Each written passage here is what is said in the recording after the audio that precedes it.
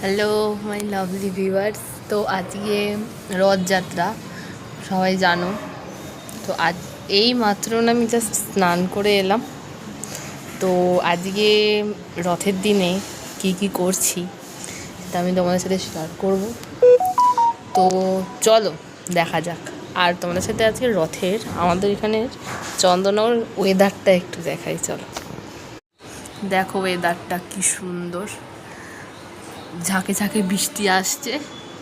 ঝাঁকে ঝাঁকে দেখলাম কতগুলো ছোট ছোট বাচ্চা রথ নিয়ে এসে তাদেরকে চাল আর প্রণামী দিয়ে তারপরে চলে গেলাম আমার গোপালকে পুজো করতে। তো পুজো করে গোপালকে খেতে দিয়ে নিজে খেয়ে বেরিয়ে পড়েছিলাম রথ দেখতে। এটা চন্দননগরের সব থেকে বড় রথ। দেখে নাও তোমরা কত লোক হয়েছিল, প্রচুর লোক হয়েছিল।